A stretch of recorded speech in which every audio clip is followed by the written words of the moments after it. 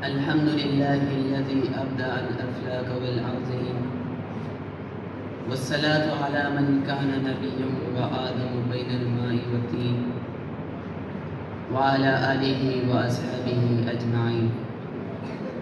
أما بعد، فأعوذ بالله من الشيطان الرجيم. بسم الله الرحمن الرحيم. قال الله تبارك وتعالى في القرآن المجيد: آباؤكم وأبناؤكم لا تدرون أيهم أقرب لكم نفعا. صدق اللہ العظیم. معزز سامعین، آج میں آپ حضرات کے سامنے اپنے دامن گفتگو کو جن جواہرات تکلم سے مزین کر کے آیا ہوں وہ تھے تو آبا وہ تمہارے ہی، مگر تم کیا ہو کہ حسین عنوان سے رونوں نے. سامعین اسی قدر یہ محض ایک عنوان ہی نہیں بلکہ خواب غفلت میں ڈوبی ہوئی قوم کے ان نوجوانوں کے لیے مثل شعلہ ہے کہ جو اپنے آباء و اجداد کو حقیر سمجھتے ہیں، جو یہ جانتے ہی نہیں کہ ان کے آباء و اجداد نے ملت کفر کو کیسے تیغ کیا، جنہیں یہ معلوم ہی نہیں کہ ان کے آباء و اجداد کے اخلاق، ان کے کردار، ان کی شجاعت و بہادری، ان کا کفر و ارتداد کے خلاف میدان عمل میں اترنا کیسا تھا. آؤ آج میں تمہیں بتاتا ہوں کہ ہمارے آبا کون تھے. دل کے اوتھاق کھولیے، سر دھنیے اور سنیے. ہمارے آبا ساحلوں پر کشتیوں کو جلانے والے، بحر بے کرام میں گھوڑوں کو دوڑانے والے، ظلمت قدوں میں نوید سحر سنانے والے، وہ علم کی شمع جلانے والے، بتان شرک کو گرانے والے، کیسر و کسرا کا نام مٹھانے والے، اشداء علی الکفار اور رحماء بینہم کا طبقہ پانے والے.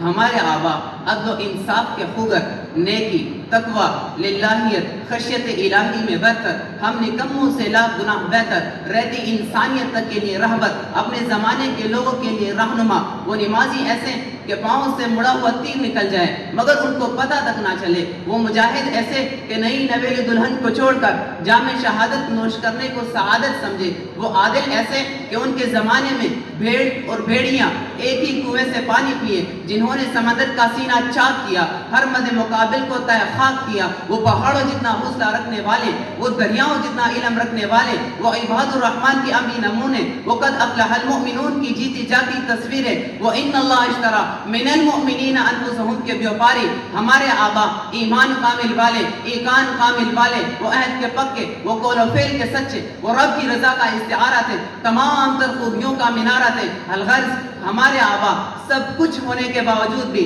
اپنے آپ کو کچھ نہ سمجھنے والے مردان خدا تھے. ارباب علم و دانش، جیسے جیسے زمانہ آگے بڑھ رہا ہے ویسے ویسے ہم راستے سے بھٹک رہے ہیں. ہم روشن تاریخ رکھنے والے تاریخ کے تاریخ باب رقم کر رہے ہیں. ہر میدان ہماری کم ظرفی، بے مائگی اور نا تجربہ کاری کا چشمدید گواہ ہے. ہم فکری یتیم ہو چکے ہیں. ہماری درسگاہیں بانجھ ہو چکی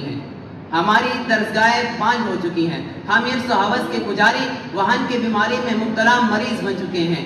دنیا کفر ہمارے وجود اور عدم وجود سے بے پرواہ ہو کر اپنی دھاک بچھانے کے لیے آئے روز کسی نہ کسی مسلمان ملک پر یلغار کرتا رہتا ہے، اور ہم ہاتھ پر ہاتھ دھرے منتظر پردہ ہے. یہی وجہ ہے کہ آج تعداد میں بہت زیادہ ہونے کے باوجود بھی دنیا کفر کی نظروں میں سیل رواں میں بہتے تنکوں سے زیادہ ہماری کوئی حیثیت ہی نہیں. آج فلسطین سمیت کئی اسلامی ملکوں کی الکفر ملت واحدہ کی مصداق نیٹو افواج نے اینٹ سے اینٹ بجا دی. بڑے بڑے کنٹینر مسلمان قیدیوں کے بھر کر زندہ جلا دیے گئے، عوام پہ بمباری کی گئی، مساجد میں مسمار کی گئی، بچے ملبے تلے دب کر امر ہو گئے، مسجد اقصی کو لہو لہان کیا گیا، ہماری ماں بہنوں کی عزتیں تار تار کی گئی. حالانکہ ایک وقت وہ تھا کہ جب ایموریا کے رومیوں کے ظلم و ستم کا نشانہ بننے والی ایک ہاشمی عورت کی پکار گونجی تو معتصم بلال لرز اٹھا اور خدائی آفت بن کر کفار پر ٹوٹا.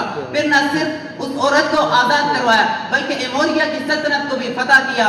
بلکہ ایموریا کی سلطنت کو بھی فتح کیا، اور آج اس ایک ہاشمی عورت جیسی لاکھوں مائیں بہنیں کہ جن کی عزتوں کو وہ درندے تار کر رہے ہیں، جن کی عزتوں کو وہ درندے تار کر رہے ہیں، اور وہ چیخ چیخ کر پکارتی ہیں، مگر ان کے پکارنے کے باوجود نہ کوئی صلاح الدین ایوبی آیا، نہ کسی معتصم نے زحمت کی، نہ ابن قاسم کی روح تڑپی، تو شاعر ہماری اس خستہ حالی کو دیکھ کر یہ کہنے پر مجبور ہو گیا کہ گواہ دی ہم نے اسلاف سے جو میراث پائی تھی، ثریا سے زمین پر آسمان ہم کو دے مارا۔